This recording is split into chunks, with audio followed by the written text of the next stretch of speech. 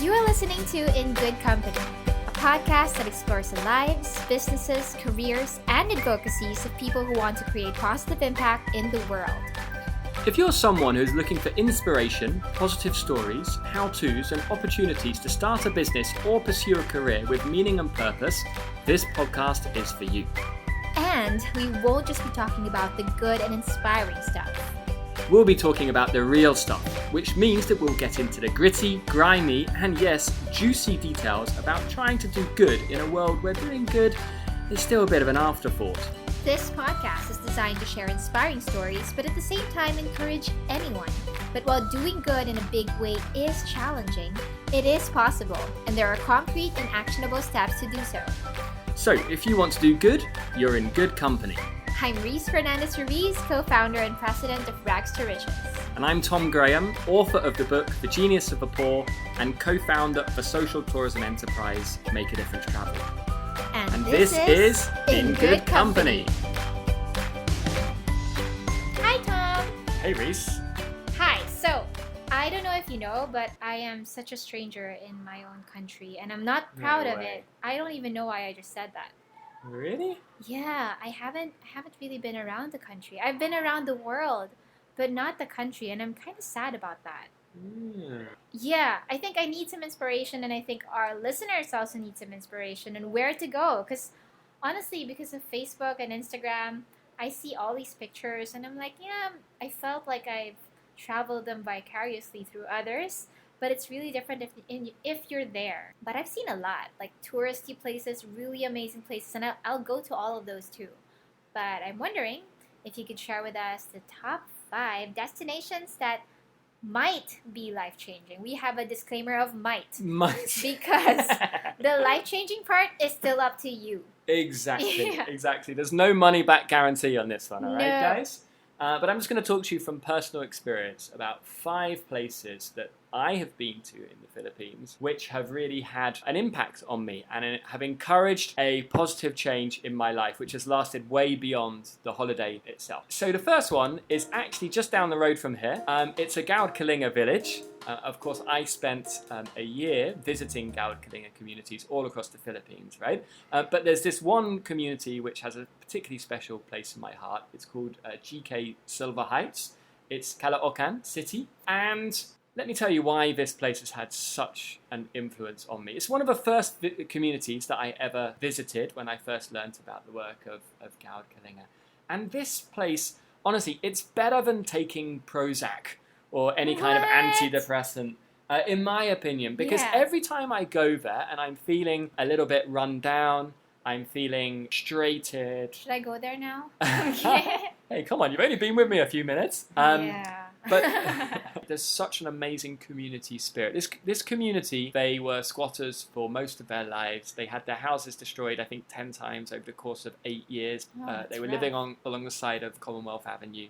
And yet, through the power of Bayanihan, they have been able to rebuild their community. They've now got these beautiful coloured houses, these little landscape gardens, and there is amazing leadership in that community and amazing values that they're living by. Since I first discovered this community about 3 years ago, I've been inviting all of my friends there, my family, even my little 7-year-old nephew visited there last month, because there's so much this community can teach us. But first and foremost, I think it can teach us how to be happy, or at least I've learnt how to appreciate life more from this community. Not through feeling sorry for them, but because there's so much joy in that community, despite them still having, of course, far less in a material sense than what I have.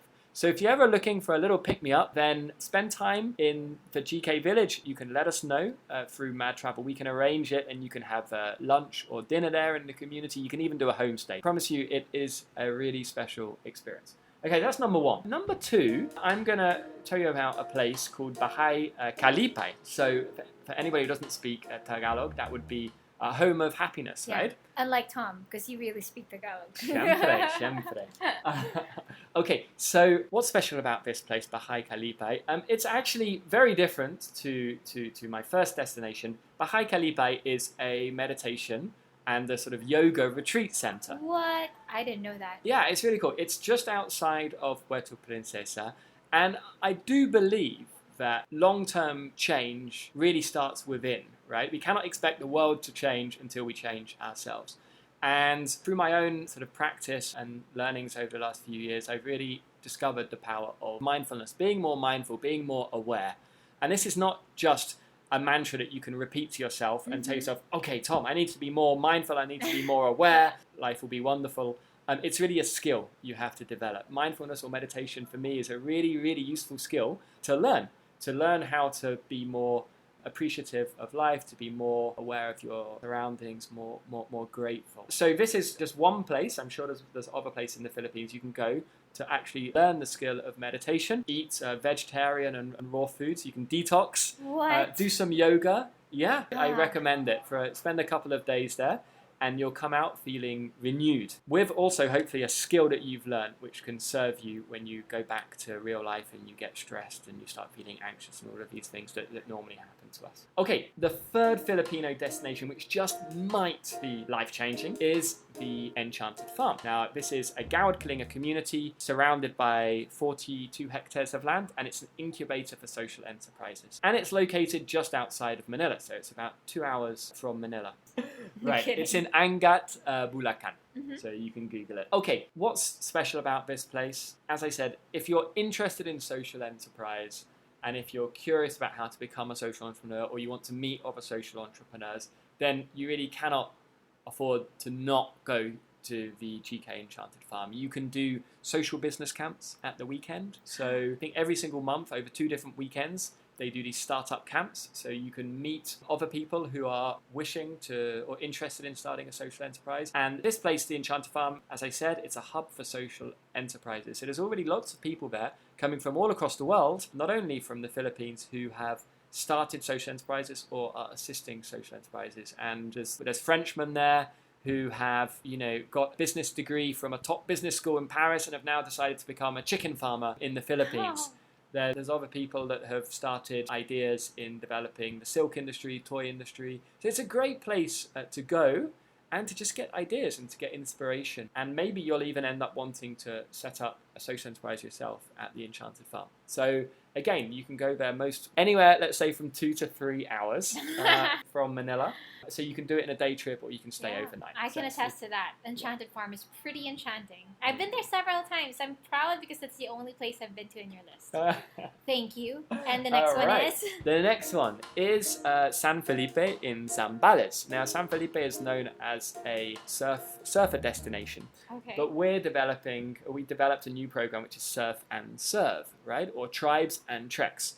So the most interesting thing for me that you can see in San Felipe is to go on a trek and to visit the Yangel tribe, indigenous people. So for me, San Felipe and Zambales is the best place to go if you want to see how you yourself, little old you, can take small actions which can eventually have a big impact on the world and the world around us. Cool. So let me explain. So we're partnering there with the Yangel tribe, the Aita tribe, and we have 2 different programs which we're developing there. One is the plastic solution, or the Stuff It challenge. So there's a huge problem today of plastic, right? And what do we do with plastic? Because it never disappears from the earth. It will stay around for hundreds and hundreds of years, and we're throwing away so much plastic. So what can we do? So there's the Stuff It challenge, which you can get involved in if you go to San Felipe, where basically you keep hold of all of the plastic trash which you accumulate every single day, and you put it into a bottle, a plastic bottle, like a 1 litre bottle, and you create these bottles of plastic become eco bricks. Oh, cool. Yeah, we're building an entire eco brick facility for the Yangel tribe, for the Aita tribe, up in San Felipe, Zambales. So that's one thing you can do. Another thing you can do is help us to plant a rainforest in this area. Let me explain. We're not looking necessarily for donations of people for seeds, but actually all of us in our day-to-day life accumulate seeds, right? We do. Yeah, so I just had a couple of mangoes this morning. Oh, and of course, what's left over from the mangoes is the mango seed, right? Honestly, until just a few months ago when we really started this program, I myself would throw away the mango seed, right? And yet, what for you is waste might be a potential treasure for a community like this Yangel tribe, where there's such a lack of vegetation there at the moment. Ever since Pinatubo erupted 20 years ago, they lost a rainforest, and it's very difficult for them to be sustainable in terms of their food because they don't have any mango trees or any other kind of produce that they can grow there. So you can not only travel to Zambales and have fun, but you can participate in the Need for Seed program. Need for Seed! Yes, Need for Seed. You guys are so witty. Need for Seed.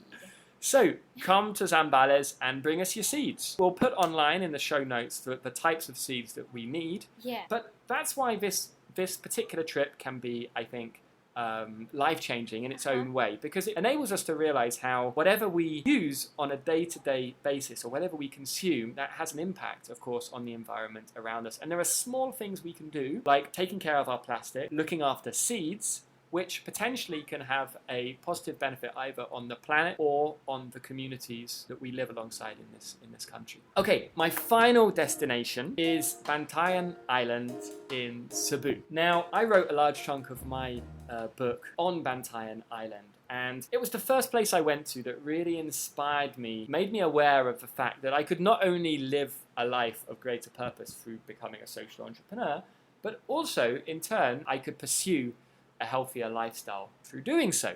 Yeah. So I spent a few weeks living in Bantayan, and it's such a chilled out place to be. I love that place. Cheap, it's got clean air, and you also have these beautiful communities there, which we will be partnering with to develop social tourism. So some of the most beautiful parts of the Philippines are also poorest, right? Yeah. So I think this is still a bit of a pipe dream for me. I'm not living on Bantayan Island yet, but I'd love to live there. I'd love to live there or somewhere similar one day as a social entrepreneur, because I think it's in areas like that that you have communities that you can really make a difference.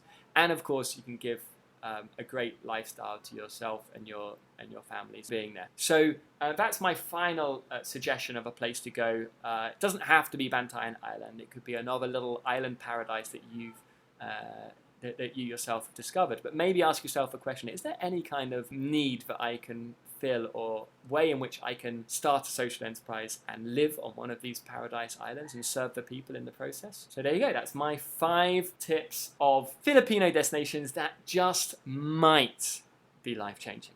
Again, might be life-changing because the life-changing part is on you guys. So it could be like the most beautiful, inspiring place on earth, and it's your job to be inspired by it and change your own life. But they are inspiring and they are there. So I am also looking forward to going to them.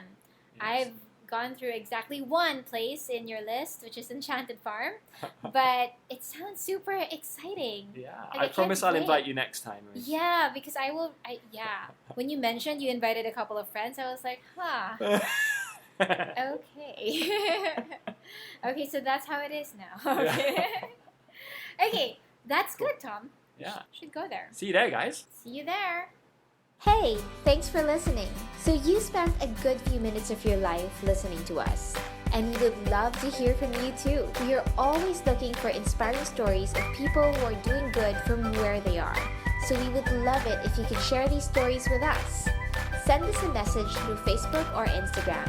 You can find us by searching for In Good Company Podcast on Facebook or at In Good Company PH on Instagram. This podcast is brought to you by Mad Travel, Rags to Riches, and Things That Matter. Hosted by me, Reese Fernandez-Ruiz, and Tom Graham. This podcast is edited by our awesome intern, Alani Pagulayan, with research and marketing done by Romano Santos, and music by Kevin MacLeod. And of course, this podcast will not be possible without you, our listeners and advocates. We are in good company with you.